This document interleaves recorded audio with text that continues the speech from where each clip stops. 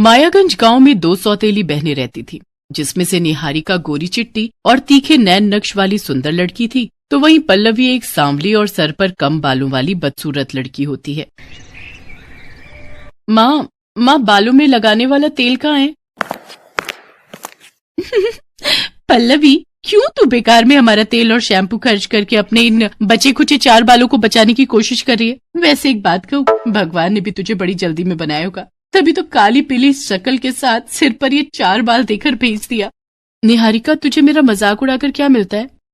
अच्छा सच बता, मेरी खूबसूरती देखकर तुझे जलन तो बड़ी होती होगी ना, है ना? क्यों, सच कहा ना मेरी सौतेली काली बहन? पल्लवी लगातार अपनी सौतेली बहन के तीखे तानों को सुन रही थी। उसके मन की कुड़हन उसकी डबडबाई आंखों से बाहर आ रही थी, मगर वो सिर्फ मुंह खोकर उसकी सारी बातें सुन रही थी, क्योंकि स्वाभिमान के हक में जुबान खोलने की संजीदगी उससे छीन ली गई थी। वो बिना कुछ कहे अपना बैग लेकर कॉलेज चली जाती है। वहां पहुंचकर उसके कॉलेज की लड़कियां उसका मजाक उड़ाते हुए कहती हैं, देखो देखो, आ गई काली कलूटी अपने बॉय कट बालों के साथ रैम्प वॉक करती हुई। इसके झड़ते बाल देखकर तो मुझे शक है कि कहीं कैंसर के कीड़े इसके बाल ना खा रहे हो।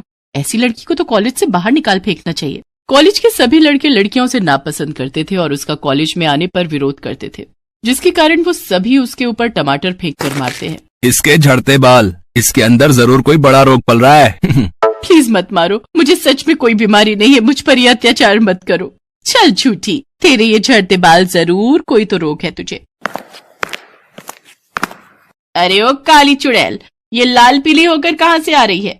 तभी निहारिका भी कॉलेज से घर आ जाती है और कहती है, माँ, मैंने सुना है कि इस काली कलूटी को कैंसर है। कैंसर? मैं तो कहती हूँ माँ, इसे घर से चलता करो, वरना ऐसा ना हो कि इसका कैंसर का रोग हमें लग जाए।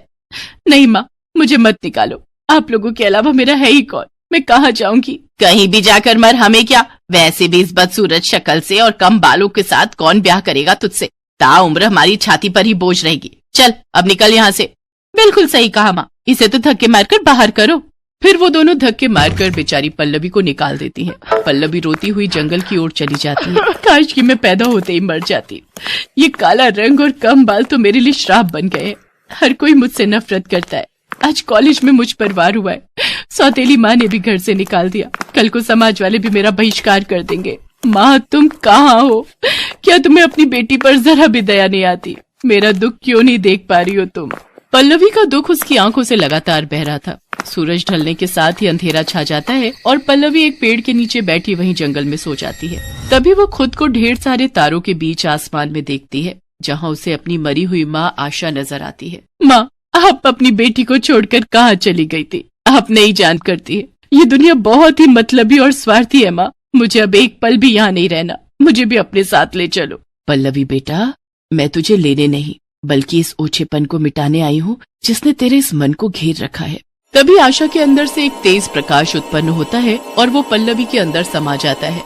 उस तेज प्रकाश के पल्लवी में समाते ही उसके सिर पर लंबे घने रेशमी बाल आ जाते हैं, साथ ही उसका रंग गोरा हो जाता है। अपने इस नए रूप में पल्लवी बेहद खूबसूरत लग रही थी। तभी आशा कहती है, पल्लवी, ये लंबे बाल अब तुम्हारा स्वाभिमान और श्रृंगार है, और अब जब कभी भी तुम इनसे मदद मांगोगी तो ये बढ़ चढ़कर तुम्हारी मदद करेंगे।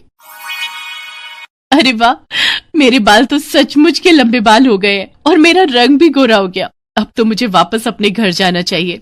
कुछ देर बाद वो अपने घर पहुंचती है। वहां पहुंचकर जैसे ही उसकी सौतेली माँ और बहन उसके लंबे घने बालों और गोरा रंग देखकर हैरान हो जाते हैं।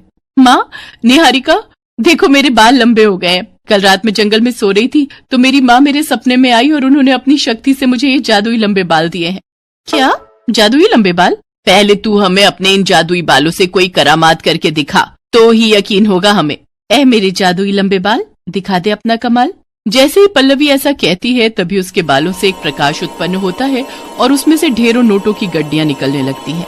अरे वाह मेरी पल्लवी, मेरी बच्ची सिक्का समझती थी। लेकिन तू तो खजाना निकली। मेरी बच्ची इन बालों के साथ और गोरे रंग के साथ कितनी खूबसूरत लग रही है। नजर ना लगे मेरी लाडो को किसी की। बेटा, जो भी हुआ उसे भूल जा। देख, परिवार में तो ये सब चलता ही रहता है। अब तो तू यहीं रहेगी हमारी। जादुई लंबे बालों के कारण अब पल्लवी को वो सभी सुख मिलने लगे जिसकी उसने मात्र कल्पना की थी। अब तो वो अपनी सौतेली माँ की चहेती बन चुकी थी। एक रोज जब पल्लवी अपनी माँ के साथ मंदिर से लौट रही थी तो उसको एक औरत मिली जिसे कोढ़ था। कोई मेरी मदद करो। क्या हुआ माँ जी, क्या परेशानी है आपको? अरे पल्लवी, हाथ मत लगा इस बुढ़िया को, देख नहीं रही इसे कोढ़ है, कहीं तुझे ना फैला दे। और अगर एक बार कोढ़ हो गया तो पूरे शरीर में फैलते देर नहीं लगती फिर। कुछ नहीं होगा मुझे माँ, डरो मत। बेटा, मुझे इस कोढ़ ने जकड़ रखा है। मैं हर रोज इससे सड़ कर मर रही हूँ। मुझे इस रोग से मुक्ति दिला दे और एक नया जीवन दे दे। ऐ मेरी खातो अपना कमाल, जो ये चाहती हैं वो इन्हें मिल जाए।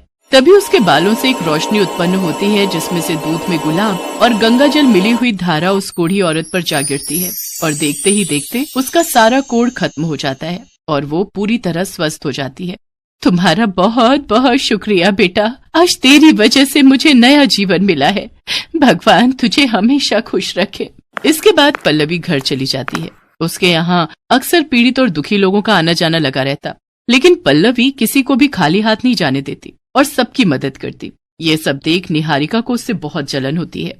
ये कल की काली कलूटी आज कितनी फेमस हो गई है। जब से इसके लंबे लंबे बाल के आए हैं, इस महारानी के तो ठाठ ही बदल गए। लेकिन आज रात में इसके इन लंबे बालों को काट ही दूंगी, तभी इसकी सारी हेकड़ी खत्म होगी। रात को जब पल्लवी अपने कमरे में सो रही होती है तो निहारिका कैंची लेकर उसके बालों को काटने के लिए आती है, लेकिन जैसे ही वो उसके बालों को छूती है तो कैंची उल्टा उसी के बालों को काट देती है और वो पूरी तरह गंजी हो जाती है, जिसे देखकर वो चिल्लाते हुए कहती है, मेरे बाल, ये क्या हो गया मेरे साथ, मैं तो गंजी हो गई। अरे क्या हो गया, ये आधी रात को कौन चिल्ला रहा है? अरे निहारिका, तू गंजी क्यों हो गई? पता नहीं माँ, मैं तो इस सौतेली बहन के बाल काटने आई थी, लेकिन कैंची अपने आप ही मेरे बालों पर चल गई। तो तुझे किसने कहा था इसके बालों को काटने के लिए? अब देख तूने खुद। निहारिका, काश तुम समझ पाती कि जलन सिर्फ नुकसान ही करती है। मैंने तो हमेशा तुझे अपनी सगी बहन की तरह प्यार किया है, लेकिन तुमने हमेशा मुझसे बैर रखा और अपने अंदर अंगार भरती रही। इसी कारण आज तुम्हें ये सजा मिली है। पल्लवी की बात सुनकर निहारिका का सिर शर्म से झुक जाता है और वो फूट फूट कर रोते हुए पल्लवी से माफी मांगती है। पल्लवी उसे क्षमा कर देती है और अपने जादुई लंबे बालों से उसके सिर पर फिर से बाल ला देती है। इसके बाद कामना और निहारिका पल्लवी को खूब प्यार और सम्मान देने लगे।